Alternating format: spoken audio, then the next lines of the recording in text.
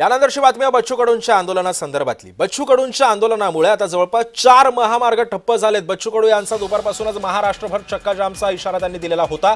नागपुरात बच्चू कडूंचे समर्थक सुद्धा एकवटलेले आहेत। दुपारी 12 वाजेपर्यंत, आता सुद्धा 12 वाजलेले आहेत, बच्चू कडूंनी अल्टिमेटम दिला होता दुपारी 12 पर्यंतचा। सरकारच्या वतीनं चंद्रशेखर बावनकुळे आंदोलकांना भेटण्यासाठी येणार होते, त्यांच्यामध्ये चर्चा होईल। त्यानंतर आता या आंदोलनावरती तोडगा निघतो का हे सुद्धा पाहावं लागणार आहे। महाराष्ट्रातील सर्व सन्माननीय शेतकरी नेते इथे उपस्थित आहेत। तुरंत सर्वांचे एकदा मनापासून सर्वांचे स्वागत करतो। चलो पुढे जाऊया।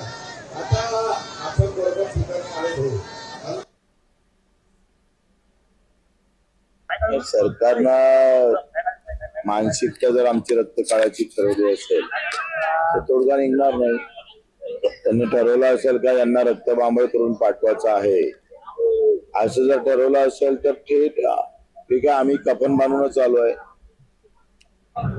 मला असं वाटतं का आम्ही 8 महिन्यापासून आंदोलन करतो आहे।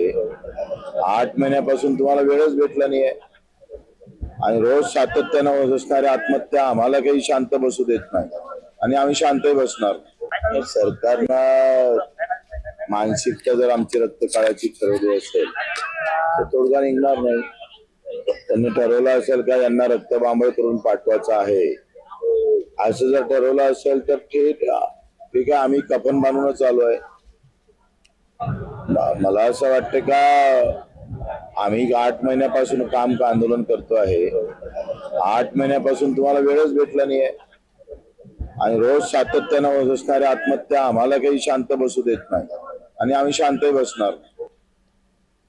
सरकार म्हणून आमची भूमिका या राज्याचे मुख्यमंत्री देवेंद्र फडणवीस साहेब, एकनाथजी शिंदे साहेब, अजितदादा पवार साहेब यांनी काल त्या संदर्भामध्ये बैठक घेतली होती आणि निश्चित प्रकारे शेवटी शेतकरी आज अडचणीत आहे। बच्चूभाऊच्या मागण्याबद्दल किंवा त्यांच्या ज्या मागण्या आहेत त्याबद्दल त्या मागण्या रास्त आहेत, तर या बाबतीमध्ये निश्चित प्रकारे राज्य सरकार सकारात्मक आहेत आणि मुख्यमंत्री